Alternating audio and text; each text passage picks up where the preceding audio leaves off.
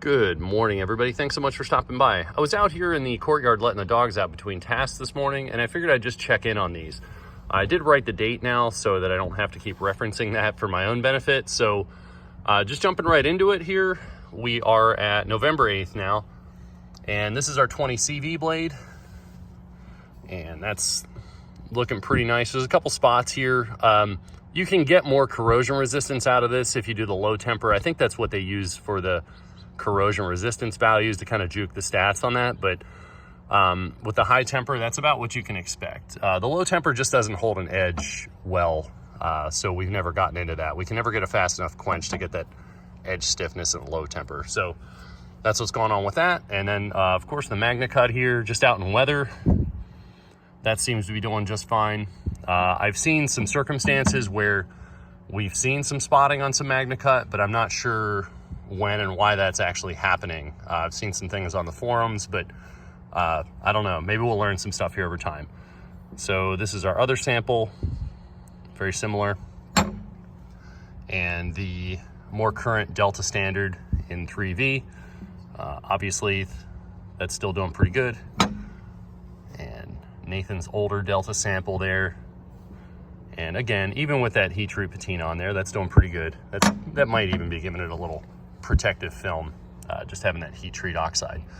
And then as per usual, this is exactly what I expect with high temper 3V. Both standards, these are two different high temper processes. Like we said before, this is the Boise heat treat, where we did learn that the handling and quench rates and stuff are pretty critical on 3V to get the best edge stability. So that didn't fare as well with that. I think it's a 1 bar quench that they push out there. So that's like a 7-minute quench versus things like the Delta or even our standard high temper we're trying out. That's a 4+ bar quench. So there's a big difference in what happens to these materials between, you know, a 7-minute quench and a sub 1 minute quench. But so obviously better conversion, better edge stability, but then less edge stability there. And of course the LMAX, that's doing just fine. I didn't clean any of the handle dirt off of this. This was a user knife, already had some stuff under there. So being that this is right at the back of the handle, I think that was just surface contaminants because the rest of the blade looks fine. And then we've got our K890. This is performing about how I expected. This isn't as high in chrome as the 3V, but there is other alloying elements in there to give us a similar overall alloy volume, and that's less iron in it. So functionally, it looks very similar. Maybe, yeah, it's very similar here to the high temper 3V. So you guys wondering about corrosion resistance, we know it holds a really good edge, it's tough, and this is looking at the functional weather resistance. So that is very similar to this 3V blade.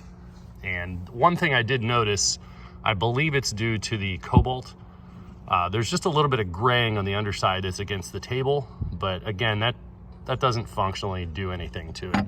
I think that's just the different alloy expressing itself, being sandwiched between this table. I don't know what kind of wood this is. And then there's our little bit higher austenitizing temperature version, and very similar. So that's where we're at here this morning. So if you want to learn more about some of the testing and things, we did a abusive cutting video there where we kind of did some different abusive things. And like I said before, those aren't cutting tasks. It just really exacerbates some of the different properties of these alloys. And I think it's a good visual representation to highlight how some of those tool and die values convert to user knives.